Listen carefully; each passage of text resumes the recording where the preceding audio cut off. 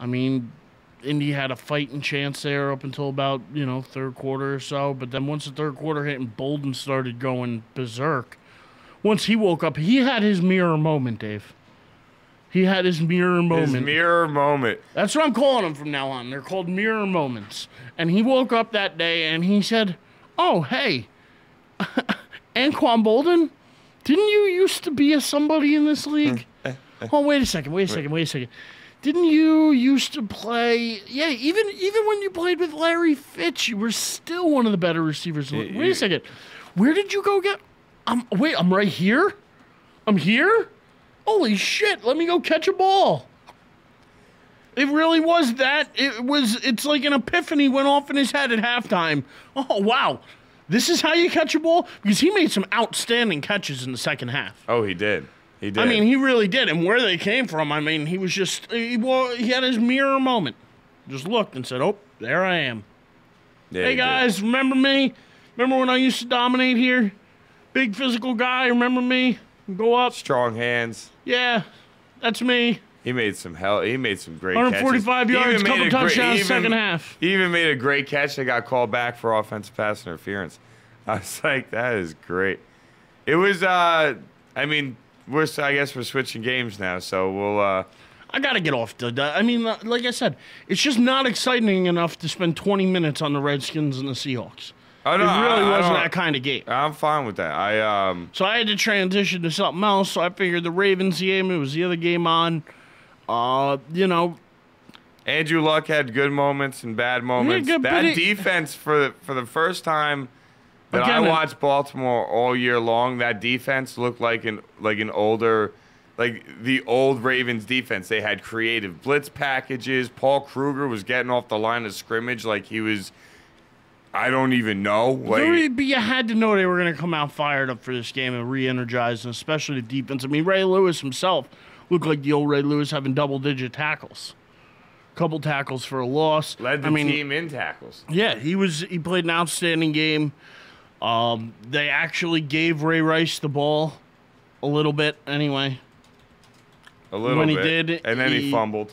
He fumbled twice, but then he had couple nice moments as well. So, well, to me, the biggest play of the game is I don't want to take anything away from Anquan Bolden. I really don't, because he had an unbelievable second half.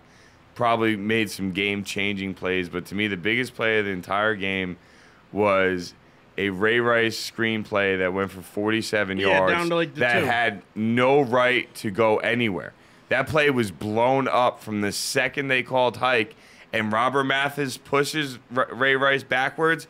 Ray Rice gives him like this quick little lean in and then gets behind him.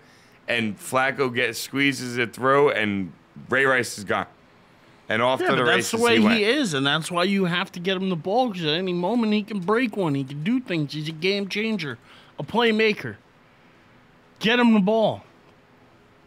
But even this game, by the time the Ravens got up 2 scores, you knew Indy wasn't coming back. And listen, Andrew Luck's been a great story all year, and I think he should win Rookie of the Year. But, I mean, I don't know. I just didn't think that they really had much of a chance this weekend. It just wasn't their year. It wasn't a year for Indy to win it. And I'm happy the Ravens won it. But, again, that game wasn't real exciting. I'm going to transition to the next game as well. You look at... Okay, let me. I got a thought or two on the game I'd like to talk about. I was impressed with it. What are you impressed with? None of these games were that impressing. None of these games did you sit there and go, wow. I mean, I'm after each game ended, I'm like, did I really spend 3 hours watching this? Oh, see, I could have just caught the highlights and been the same. See, I don't know. I don't think like that. I love football, man. I love football too, but give me a good game. None of these games were that great. Everything was over 2 scores. Everything was at least a 2-score game. There was no close game. There was no edge-of-your-seat thriller. There was no last, big fourth-quarter drive to win it. I mean, the Colts had an opportunity to come back. They blew it. I won't argue with you on that, but I don't think it's fair to just say. I mean, to me, the most disappointing game of the weekend is your Green Bay-Minnesota game. But I don't think the Colts-Ravens game was disappointing.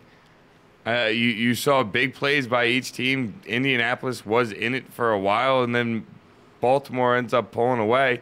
Like we said, with the amazing second half by Anquan Bolden. You got Ray Rice fumbling, but the backup running back in Bernard Pierce steps up, gives you 103 yards on 13 carries. Joe Flacco actually plays a decent game. I mean, his completion percentage was crap, but other than that, he actually made some big throws and big moments. I mean, you got to remember, those Bolden catches are, 2 of those Bolden catches are on 3rd and long. I mean, the defense, I don't know. I was impressed with the game. I thought it was a good football game. I did. I think Cupcake Wars would have been more exciting myself. That's what I think. Just because it really... That would be you, my friend. I enjoyed watching the games. I was miserable. I missed Saturday's games, and I enjoyed watching yesterday. You can't be sad that you missed Saturday's games at all, because Saturday's games were even more brutal than yesterday's games. They were. I'm telling you, man. They were. Cincy never had a chance at the game, really. They were never really in it. Even though Houston's offense, they convert. How are you gonna say it? With under 3 minutes left, if they convert on a 4th and 11, they got 1st and 10, down 6 on Houston's 30. Yeah, but they're not.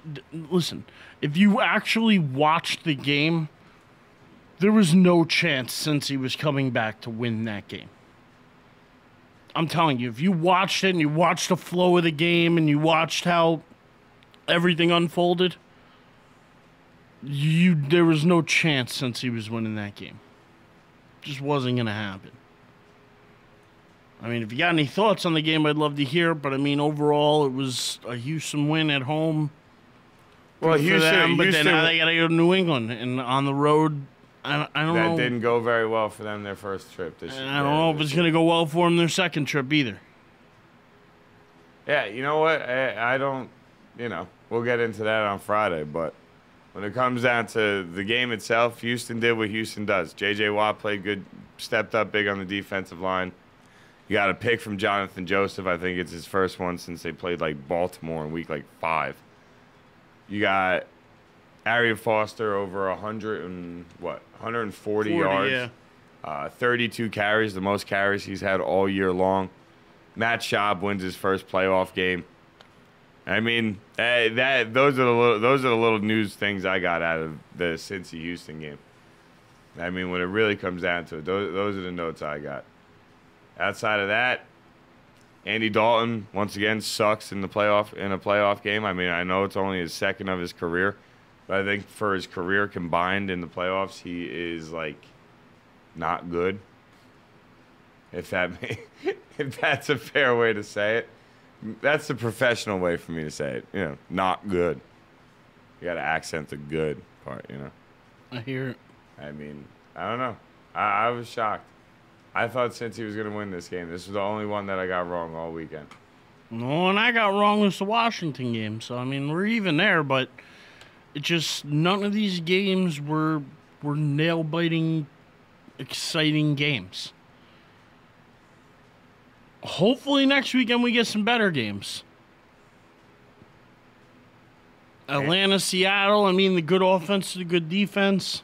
Andy Dalton still has not thrown a passing touchdown in his 2 playoff games. 4 interceptions. I'm looking at his postseason career stats now. It's still a young career. It's his kid's second year. Oh, I know. Let's not overanalyze the way, that's like saying, Luck didn't throw a touchdown pass yesterday either. No, the Colts put up 400 yards of offense and didn't get into the end zone. But didn't get into the end zone. Again, you're looking at a rookie. You couldn't expect a rookie to step in there and dominate in his first playoff game.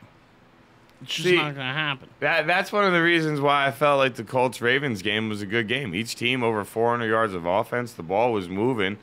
Baltimore's D just stepped up in bigger moments than Indianapolis' defense did. But when you expect that to happen, why would you expect that to happen? Why wouldn't you expect the Ravens' Baltimore's been the 24th ranked defense all year long. Why would I expect that to happen? Because they're a better defense than that. They've had injuries. They finally got some guys healthy. This was actually the healthiest. Ray Lewis back. They between Nada, between Lewis, between Suggs. This is the first time all year that they've really really been all healthy at the same time? I don't know. This defense stepped up like Baltimore I expected them to step up, and I expect them to do the same thing next week, and believe it or not, against Peyton Manning and the Broncos. I really think we're looking at a rematch of last year's AFC Championship game. That's the way I see it shaking out. We'll get there on Friday. Too early to make game predictions. I'm calling it on Monday. That's fine. It's my bold prediction. Boom! Oh, man. You're throwing me all off today. Throwing you all off, he says. You are. You're doing things for Friday that we do on Monday. Well, You're saying. bouncing from game to game with no communication. Just like, oh, on to the next one. To the next one. We got to get on to the next, because you can't sit here and just waste time talking about games that weren't that good. That's the way I look at it. We haven't even talked about the Packers and the Vikings. Adrian Peterson getting held to 99 yards after having 199 the week before. But I really think that's all on Christian Ponder. I could believe if he's he healthy, well, he wasn't healthy. He couldn't throw. He hurt his elbow the week before in the Green Bay game. And it was fatigue, so they tried to give him a couple days off. They brought him out, and he couldn't throw the ball. After like 10 passes, his arm was shot. They tried to give him an injection. They tried to do some things and loosen it up and work it out, but it was fatigued. He couldn't do it. Yeah, I was at work, and I walked into the bar, looked up at the TV, and saw Joe Webb taking a snap. And I'm like, oh, this ain't good. And they threw an interception, I actually think, on that first play that I watched. And I was like, oh, see, this is why it's not good. I mean, that one I was shocked on. I really was. I thought Ponder would play, the whole it's the playoffs, put injuries aside, all that kind of stuff. But no Ponder. AP under 100 yards. Aaron Rodgers, once again, does his thing. Should be a hell of a rematch between Green Bay and San Francisco. Played all the way back in week 1. But, honestly, I was the most impressed with Green Bay holding AP under 100 yards. Considering all they said was AP will not run for 200 yards against us. And everybody's like, wow, talk about setting a high bar for yourselves and, really setting a standard. And instead, they hold them to under 100 yards. I was very impressed with that one. I was. Charles Woodson does make a difference on that Green Bay defense. May not be the same player he was a couple years ago. Definitely not the same player he was a couple years ago. But, man, the guy makes a difference on the team. Really does. To me, the biggest difference in that game, though, is still Ponder. I think that game goes completely different if Ponder's behind center or Webb. And, I mean, of course, that's the easy criticism. But really, that's the only criticism I have. Vikings did everything they could, believe it or not. They're not the better team. Nobody really expected them to beat Green Bay in a way. I mean, some people picked them. But, I mean, in your heart of hearts, did you really think Green Bay was going down to the Vikings? And especially when you heard that Joe Webb was quarterbacking, did anybody even really give the Vikings a chance? I think once you found out Joe Webb was quarterbacking, I think you sort of had to give up hope on Minnesota. Because you would have needed an unbelievable performance from Adrian Peterson that would have had to been even better than the 2 games he already had against them this year. And every athlete out there has one thing that just cannot be taken from them, and that's pride. And the last thing this Green Bay defense was going to do is let Adrian Peterson beat them again. They just weren't going to let it happen. It's just a point of pride. It's that simple. But, I mean, Minnesota turning over the ball, you had a couple interceptions thrown. It was not a pretty game for Joe Webb, I'll say that much. 11 of 30. No bueno. No bueno at all. No, he wasn't good. He really wasn't. And the Vikings' offense wasn't good. And Aaron Rodgers was. And Green Bay still can't run the ball. 2.8 yards a carry. That's terrible. I'm telling you, I think that's going to kill them. They won a Super Bowl playing that way already, though. Yeah. They got to make a whole bunch of trips to Well, not a whole bunch. They played in Atlanta. That was their dome. Yeah. I mean, wild card weekend. Let's be serious. The most exciting weekend, I think, of the playoffs, perhaps, is upcoming, the divisional round. A lot of rematches. A lot of, well, this happened early in the season. But I mean, if you could put one word on the wild card weekend, and I think I know what word you'll pick, but what would you put on your wild card weekend? Boring.